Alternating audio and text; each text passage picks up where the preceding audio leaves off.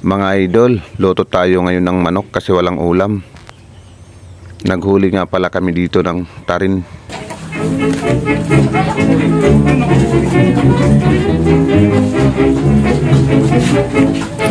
Bay, makabulit at manok. Payaning, bay, makabulit at manok ning. Hinahawakan muna ni Hiner yung aming nahuling manok kasi yung kuya niya, yung pamangkin ko, kumukuha pa ng kutsilyo. Sabi ko kay Hiner, baka yan makawala. Hawakan mo ng mabuti. Ano? Kasi itong aso nakawala. Kumakain to ng manok. Tapos nagpapakulo tayo dito ng tubig para madali, guys. Ayan. Nabalatan na agad yung aming manok. Automatic, at saka tinapon ni Hiner yung mga balahibo ng manok doon sa damuhan. Sabi ko sa kanya itapon. Magkatapos ako dito yung naglinis ng manok. Alam nyo, guys, pag ganitong panahon, maulan, medyo amoy bagyo yung panahon, yung mga ulam dito ng mga tao, di kaya manok na native o di kaya isda na nasa lata, yung sardinas ba. Sabi ko sa kay Aping na marami naman tayong mga alagang manok. Magkatay tayo ng isa, lagyan natin ng papaya. Yung luto natin ngayon is lalagyan natin ng gata. Adobohin muna natin yan, tapos lalagyan natin ng gata. Pasensya na kayo, guys, sa aking voice over ha, kasi medyo natatamad ako mag voice over. Ayan, ako yung nag-dress ng manok, yung nagbunot ng balahibo, tapos iba naman yung naggayat. Yung kasama ko dito, tulong-tulong kami sa paggawa dito, sa pagtrabaho dito sa kinatay naming manok, kasi tulong-tulong din kami kakain mamaya. So abang dito si Hiner naman ay nagbalat ng papaya at saka nagayat-gayat din niya. Sabi ko kay Hiner, ikaw yung magbabalat ng papaya para sa ating lulutuing manok. Siya din yung kumuha ng papaya, guys. Ewan ko kung saan siya niya ito kinuha. Ang maliit na papaya, pero okay na yan. Pwede na yan sa ating lulutuing manok. Pagkatapos, guys, nagluluto nga pala ako dito ng kanin. Alam nyo, ngayon kasi maulan, yung mga panggatong dito is medyo basa. Hindi siya nag-aapoy. Hindi po siya naglalaga. Sabi nga ni Hiner, hindi naglalaga. Tapos may dumating na bisita. Itong bisita ko na palagi din to nag-chat-chat sa akin kung nasaan ako, kasi bibili daw siya ng tuba. Sabi ko sige sa kanya, ibalak lang namin to ulamin. Pero sabi ng dumating na bisita, bibili daw siya ng tuba mamaya pag maluto na yan, o maluto na yung manok. Yan, lagyan natin ng sibuyas, lagyan natin ng loya, at nilagyan na natin yan ng toyo at saka konting suka lang, kasi lalagyan din natin yan ng pure gata mamaya. Tapos sinalo-halo ko lang muna to. Kinumot-kumot lang muna ni Tito Logs yung ginayat-gayat na native chicken. Yung kinatay namin, guys, yung yung pangsabong. Hindi yung medyo bata pa, hindi naman kami talaga nag-aalaga ng pangsabong, guys.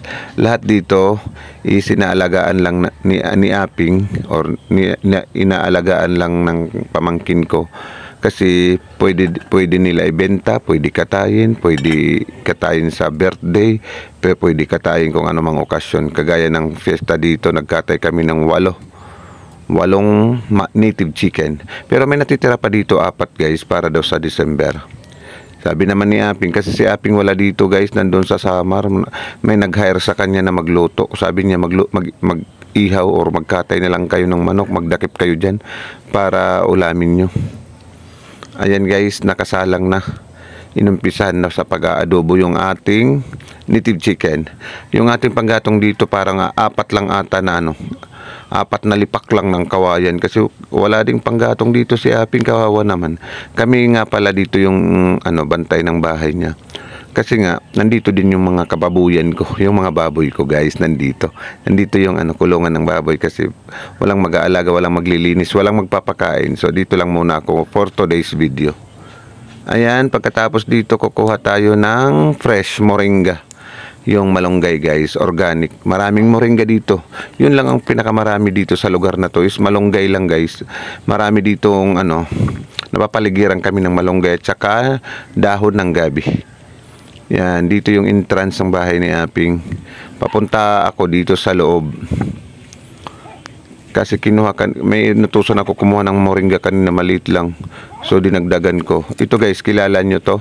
Kilala nyo yung dahon na to guys. Mabango yan para sa ano, sa mga lulutuin na ginataan. Pwede din to sa mga nilaga, nilagang baboy, nilagang baka. Pwede din yan, herbal din yan. Sa mga masasakit daw yung tiyan, dinadarang lang yan sa apoy at saka tinatapal doon sa ano, sa tiyan. Yan, hinugasan ko lang dyan. Ito yung tinatawag na turmeric leaves, pero also known as sa amin dito sa Waray-Waray is ano, dulaw. Ang tawag dyan, dulaw. Tapos nilagay ko na dito yung papaya. 2 pirasong papaya nga pala yung nilagay namin dito. Maliliit lang na papaya. Tapos si Hiner tumutulong. Yan, si Hiner nilagyan niya ng magic sarap yung aking niluluto. Sabi niya, ako na maglalagay kasi ako, yung isang kamay ko nakahawak ng cellphone, yung isang kamay ko hawak is yung sandok. Siya yung naglagay ng magic sarap. Pagkatapos dito guys is gagawa tayo ng kakang gata or pure gata. Makikita nyo naman guys. Ayan yung gata. Tapos pag naluto na yung adobo natin na manok, saka natin ilalagay ito yung pure gata para siya yung magsisilbing mantika. Kasi nagmamantika to guys pag inano. Pag pinapatuyo natin yung ating mga niluluto, yan napakahirap buksan kasi yung aming ginawang takip, walang handle, walang hawakan. Ayan, dito guys, medyo malapit na dito maluto yung ating manok. Yung ating ano, natatakam na po kami kasi hindi pa kami kumakain ng tanghalian. It's already 1 o'clock or past 1 o'clock in the afternoon guys. Ayan, ito yung ano, turmeric leaves. Sino ba yung nakaka-relate dyan sa pagluluto na naglalagay din ng turmeric leaves? Yung mga young leaves ng turmeric yung nilalagay natin dyan. Ayan, pagkatapos bukas na naman tayo sa ating niluluto. Napakabango guys. Pagkatapos dito ilalagay na natin yung ating moringa, yung ating malunggay. Kasi medyo luto na yung papaya, luto na din yung manok. Ayan. Lagay natin yung gata dito at saka yung moringa. Ayan guys. So yun yung last na ilalagay natin sa ating niluluto. May gulay na siya at saka may karne na po siya. Ganyan yung pagluluto ng native chicken, ginataang native chicken guys. So mas maganda sana kung marami pang ano, gata. Kasi yan, magbamantika yan. So isa lang yung ating ano, yung ating nyug, itong binili natin kasi napakamahal din yung isang nyug, nasa 30. Tapos diretso ano na yun, kayod. So ayan guys, dito kakain na kami dito. Yung bisita ko bumili na yan ng tuba at saka ng cook. So sabi ko sa kanila, before tayo mag-umpisa ng tuba, kain muna tayo nila Hiner. So yun lang guys, maraming salamat po. Thank you for watching. Ito lang po yung ating short video for today. Maraming salamat po. Hindi pa ako sanay sa voice over. Kain sila dito. Yan, ako na yung nagsandok. Palagi naman ako yung nagsasandok kasi gusto ko talaga pag nagkakainan, lalong-lalo na nandito yung mga pamangkin ko. Sinasandokan ko talaga. Kahit man hindi mga pamangkin ko, sinasandokan ko. Nakikita nyo naman yung mga videos ko before. Nandun pa tayo sa barangay. Yung mga nagkakainan kami, mga kasamahan ko. Ako po talaga yung nagsasandok sa kanila para magkasya yung ating food, yung ating kanin, yung ating pagkain. Lalong-lalo na pag maramihan kami, sasabihin sa akin, Logs, ikaw yung budget. Ayan guys, thank you. Bye-bye.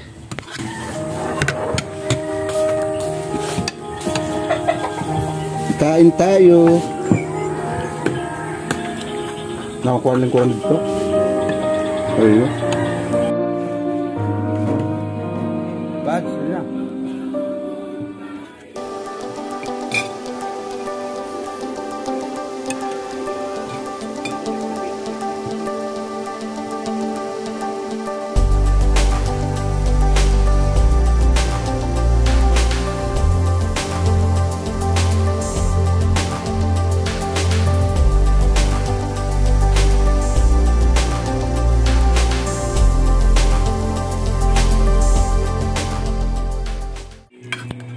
Ayan guys, takam na takam si Hiner sa aking nilutong manok. Maraming salamat nga pala guys sa mga suporta nyo sa panonood, sa pagla-like ng aking mga videos. Pwede din nyo i-share guys. Sa mga hindi pa nag-follow sa page ko, sa Facebook account ko, please do follow my account. Salamat po.